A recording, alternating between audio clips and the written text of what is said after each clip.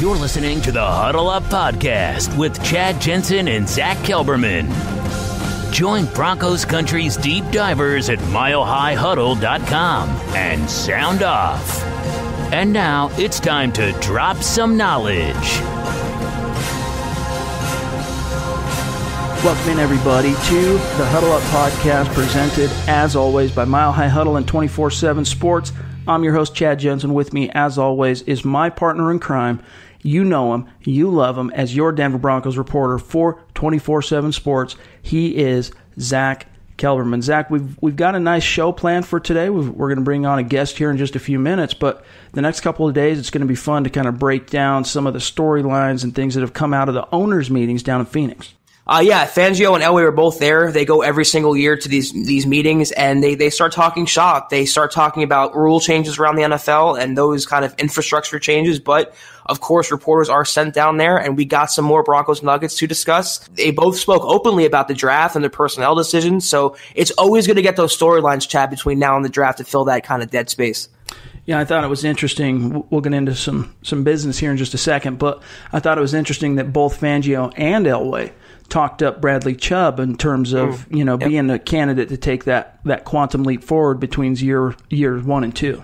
And how exciting is that, though? He was a Defensive Rookie of the Year finalist, and you're talking about putting him in a better defensive system. The sky really is a limit with Von Miller, and it wouldn't be extreme to say he's a Defensive Player of the Year candidate in 2019 with this coaching staff and this personnel around him.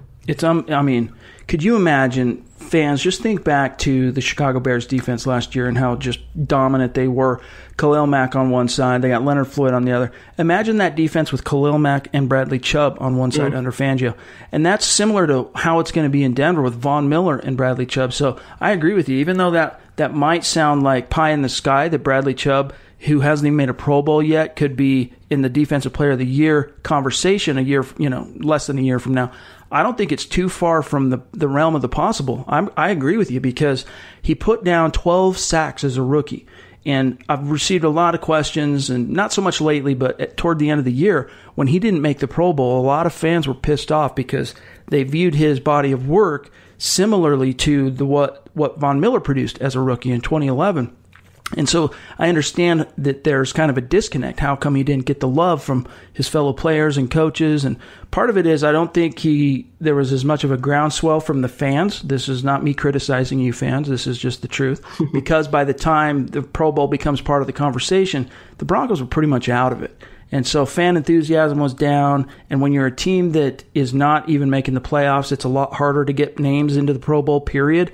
A lot of it has to do with name recognition and how well your team is doing.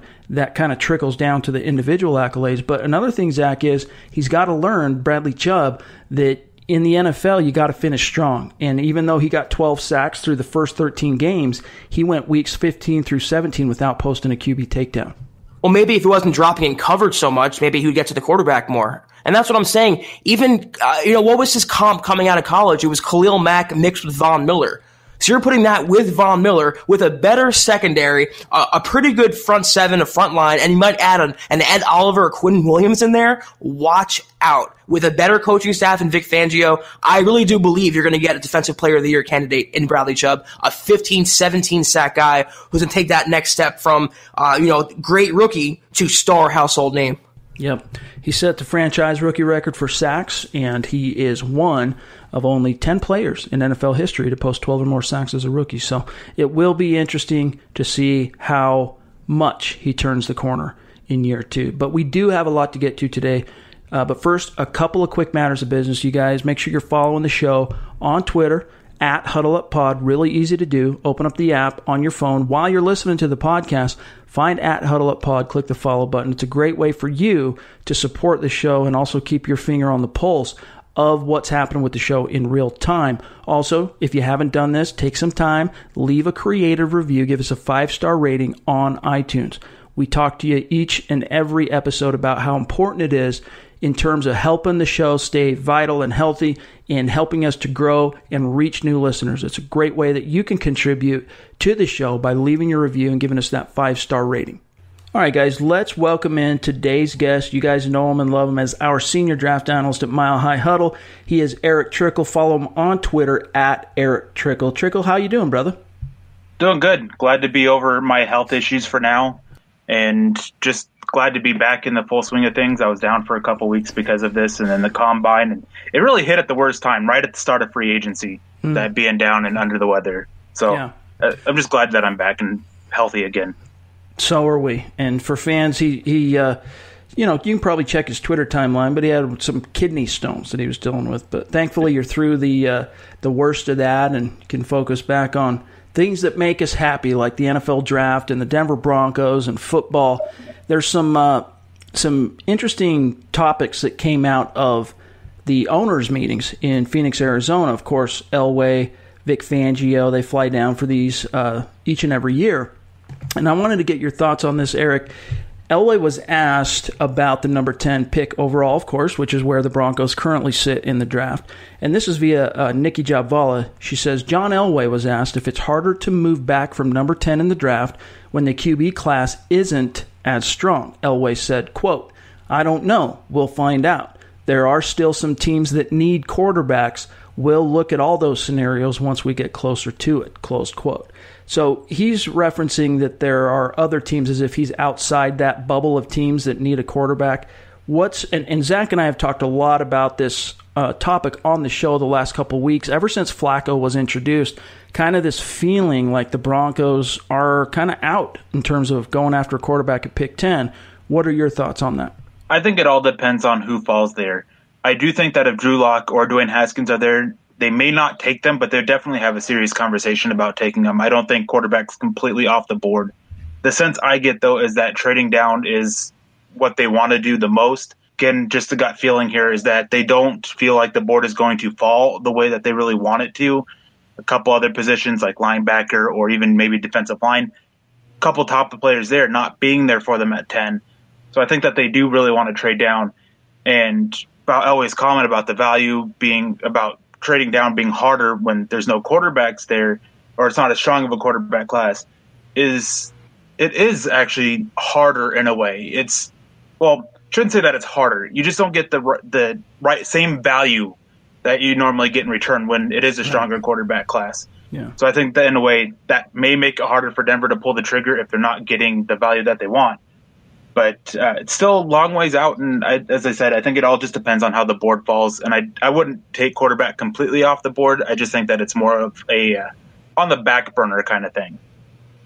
Eric, after the combine and some of their pro days and their workouts and stuff, what does your quarterback board look like right now? Has it changed since the pre-draft process has played out? And has it changed in terms of the Broncos needing a certain player or not with the draft approaching? It hasn't changed much. My top top four are the same that it's always been. Haskins, Locke, Murray, Jones, in that order. There's just not that much change there. There's basically they have shown some stuff through this process, but it's all stuff that you can see on tape.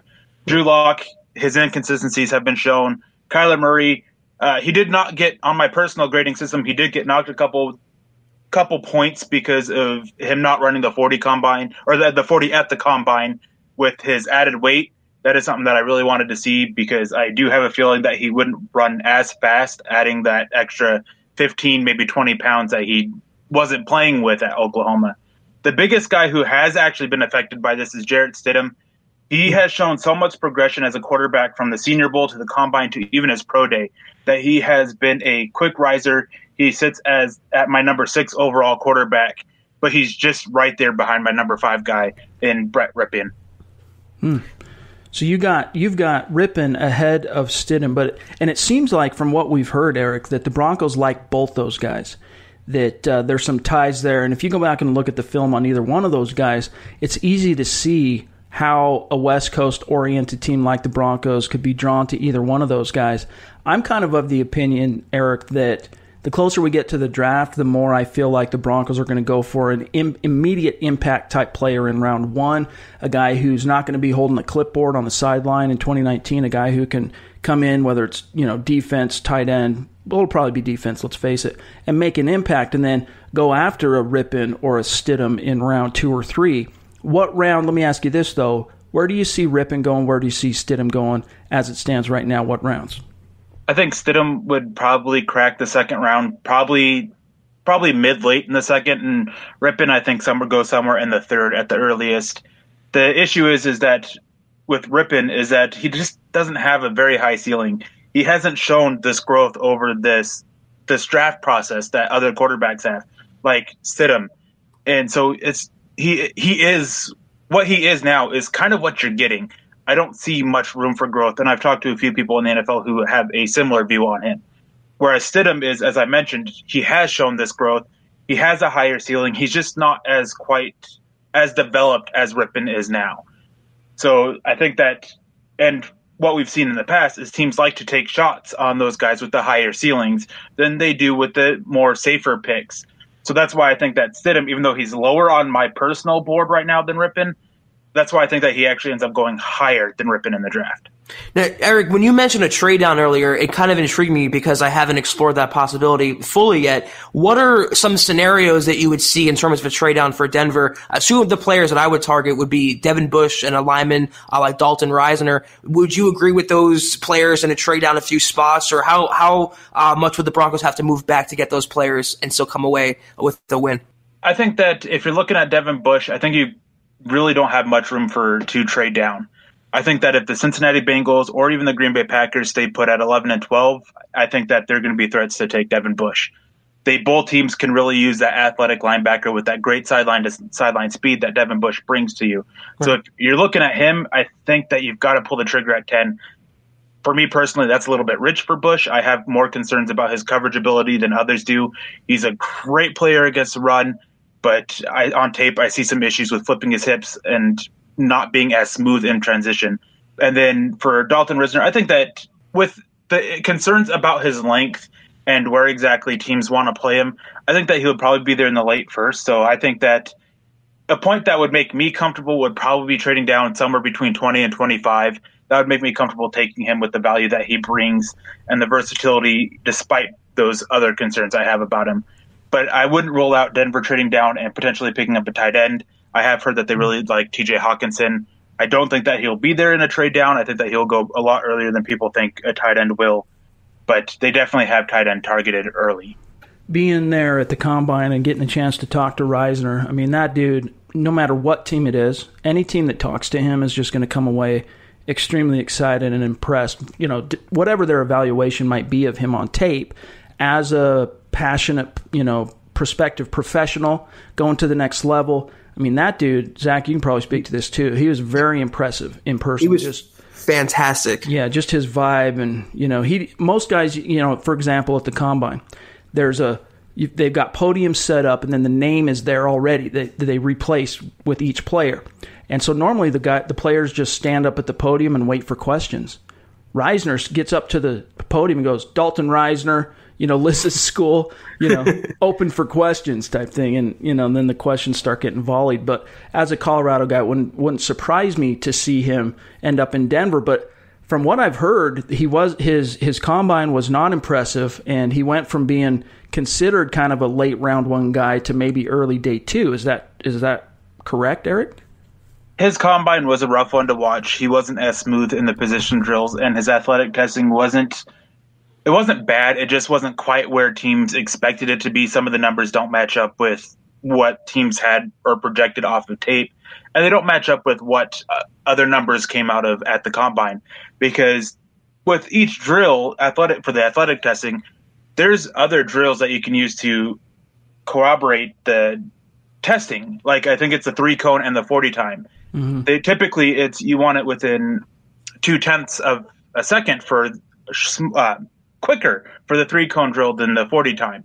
And if that happens, then normally you can get some answers there and things like that. But yeah, his drills, what concerns me more is the position drills. He just wasn't quite as smooth of a mover as you'd want. And I think that if anything, it did drop his value a little bit. I would still, as I mentioned earlier, I'd still take him in the top 25, between 20 and 25. But I would be more hard-pressed to put him at tackle now after how rough he looked. I think that he would be better inside at guard as a result. Speaking of tackle, this is our first chance to talk to you on the podcast since free agency. What were your thoughts on the Juwan James signing? Some of the shade that was getting thrown his way from that Benoit, whatever, however you pronounce his name, report that came out that, it was a whoopee cushion type move, that the Dolphins were laughing at the Broncos. What was your thoughts on the signing, and do you think, the Broncos are still kind of just jumping in on that prime point in his career where he's still got some room to grow? I like the deal because of how the Broncos structured it. They structured it in a very smart way that protects them, because there are concerns with Juwan James staying healthy. I don't think that he was deserving of a top right tackle contract, but I also understand that the market drives the price. He was the best right tackle on the market, and so, of course, he's going to get overpaid. It's like Nate Solder last year. He got way overpaid because he was the best left tackle on the market. So things like that have a huge effect on it. Denver, they wanted to go try to get a guy to solidify that. They do believe that he still has room for growth, and they believe Mike Munchak will be a help there. And as for the shade, I didn't see any of it, so I don't know what was being said. I just know that Miami really has no room to talk. They're a team that's going to suck for the next 10 years. Eric, I'm wondering if you scouted Bryce Callahan when he came out, and I'm wondering what you thought of that move. And also, if the Broncos, in your opinion, do you think they go corner still in the early rounds? And who are some players in those spots that you think could fit in Fangio's scheme? I did watch Bryce Callahan up until just a couple of years ago when he was with the Bears, and he really had his breakout year.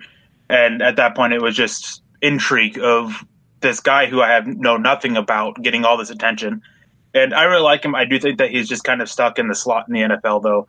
And even though he was used a little bit more versatile with under Fangio, which we'll probably see in Denver, I like his play. I really like the move. I really love the structure of the deal.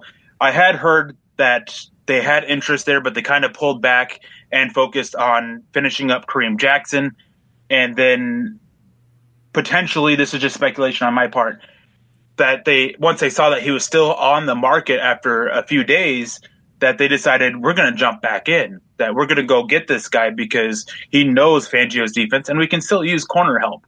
Right. And again, the structure, Denver's cap guru, Mike Sullivan, doesn't get enough credit for how well he structures deals for the Broncos. Right. Every single deal he made, or the Broncos made this offseason, protects the team, which I absolutely love, despite my issues with Jeff Heuerman's deal. It's great structured, but I digress from the point. With Bryce Callahan, I don't think that Denver will go and Kareem Jackson, I don't think they'll go corner early, despite that this being a very small cornerback room. Kareem Jackson, 5'10", Harrison Callahan, everybody knows that there's shorter guys. Yeah. Isaac Adams, the tallest, so they kind of lack the height there. But this is such a good, deep class of corners. It kind of lacks the top talent. Greedy Williams, DeAndre Baker, Byron Murphy, those are all guys that are falling down a little bit because they had rough combines, or there's concerns about size or length, or in the case of Greedy Williams, effort and attitude. But there's just so many guys that that fit the scheme, that if they want to add some more size, that they can go get it in somewhere day 3 or even round 3. So I don't think it takes it off the board in general. I do think it takes it off early, though. What were your thoughts on the Heuerman, contract aside? And I agree with you, by the way, on Mike Sullivan. About the only thing that I can think of off the top of my head in terms of his body of work as Elway's kind of cap wizard guy in contracts that I think was questionable was the Case Keenum deal. Other than that, I think you can go back and look at all the deals that Elway has made, especially the bigger signings on the free agent market, and you can see how they've usually been team friendly. Not too often is he going out there and breaking the bank or setting the market like they did with Juwan James this year. Most of the time, it's team friendly and it protects the team in the long term. So I agree with you there. I still wonder what the thinking was on Keenum, but as you said, I digress in that department. Heuerman. Zach's not a big fan of Heuerman, which I totally understand. Anyone who's not any sort of believer in Jeff Heuerman, I totally get that, because overall, in terms of his body of work since arriving in Denver as a third-round pick in 2015, he's mostly been a disappointment. But he did enough last year for me, Eric, that especially thinking back to that Week 9 game against the Houston Texans, that I'm really excited and intrigued to see where he might be able to go if he can stay healthy. But what were your thoughts on the Broncos choosing to fill that, what was one of the biggest holes going into free agency at tight end, by re-signing one of their own? My biggest issue with it just isn't so much from Jeff Heuerman and his body of work or the injuries although I don't think he's as good as many make him out to be. I think that he is a solid number 3 tight end, and he's getting paid like a number 2 tight end. Yep. My bigger issue with it is that they wouldn't paid for a tight end. With this year's draft class, it is really well stocked at tight end, and they went out and spent $9 million over the next 2 years on a tight end. I don't see the need for that with how strong this tight end class is. But at the same time, tight end, it does typically take a couple of years before they're able to adjust to the NFL game and everything like that. So I can understand the need for a veteran. But there was also a lot of talent left on the free agent market when they brought Jeff Heuerman back that I think that they probably could have been had at least for a similar price and upgrade the position, or even cheaper and still upgrade the position. So it just kind of comes from the standpoint of the other tight ends available in free agency and the draft and giving Heuerman the deal they did. To me, that screams that Denver settled at tight end instead of trying to upgrade the position. And that's the exact same point I made on last week's podcast. It was bad enough they brought back a talent like Heuerman. It was worse that they handed him $9 million with someone like Jared Cook on the market if they wanted a pass-catching tight end. Eric, though, do you think that they're completely out of tight end in round 1, or do you think they're going to still pursue that that position early on the draft? I still think that it'll be early on. With how they structured Jeff Heuerman's deal, going back to talking about structure, is they can easily get out of his deal after this year. They can get out of his deal before even the start of the regular season. It's only $2 million dead money if they want to get out of it, which isn't ideal to eat this year. But if you want to move on, if he gets hurt or if he's just not performing to where you set the standards, then you can eat that money and do that. So they still have the versatility there with his deal.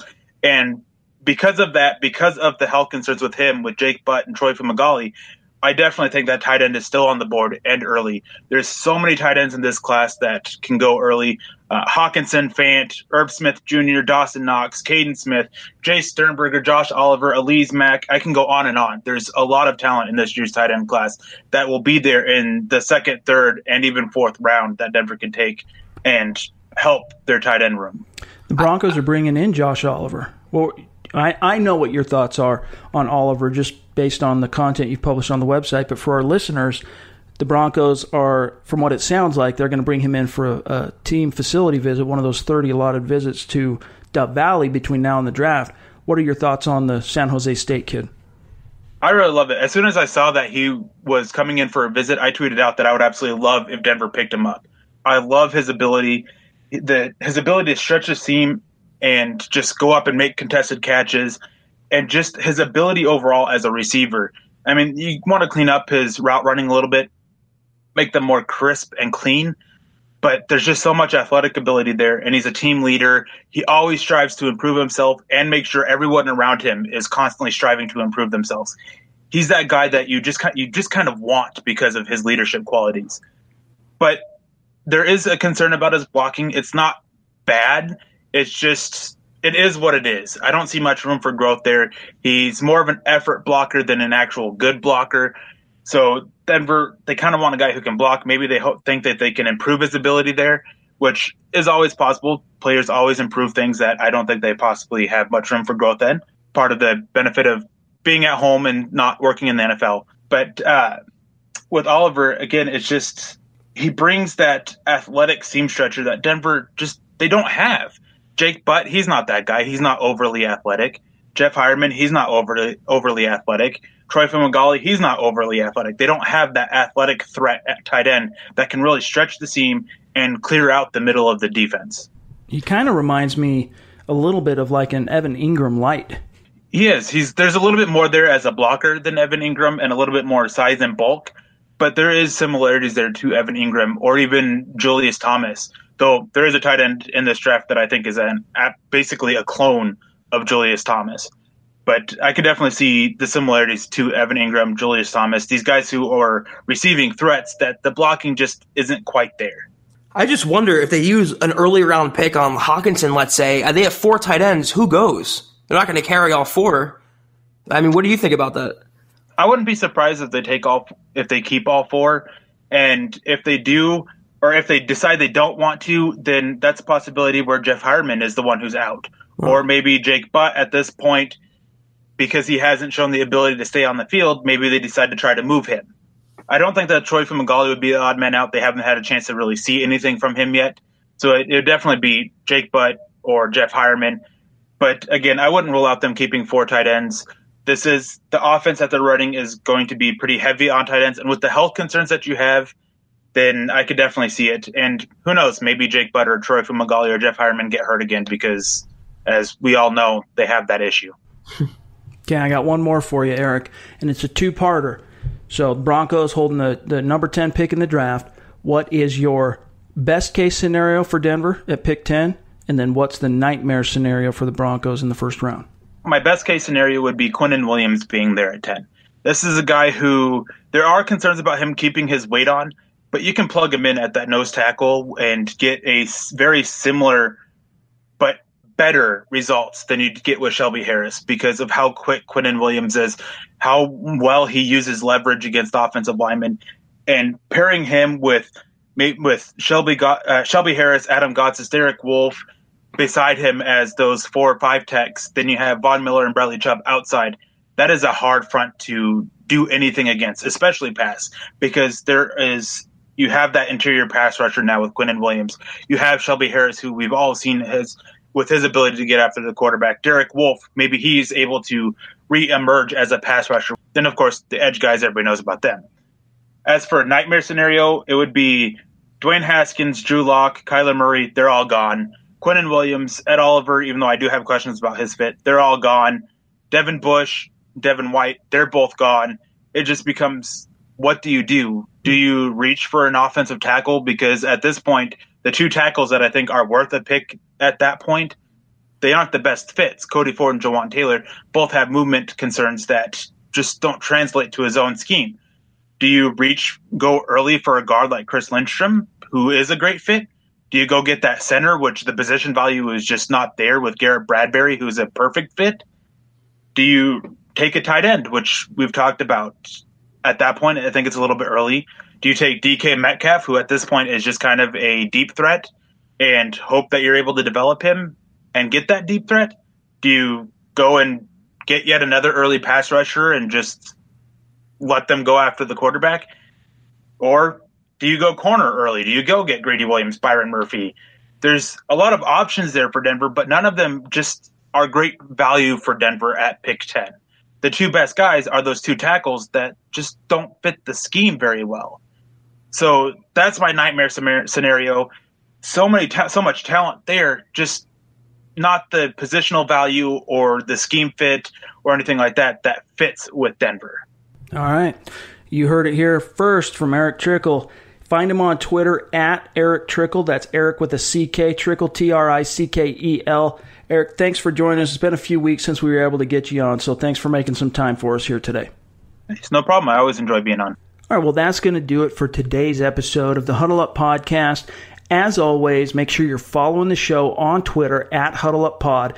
You can find Zach on Twitter at Kelberman247, myself at Chad and Jensen. Again, make sure you're following Eric on Twitter.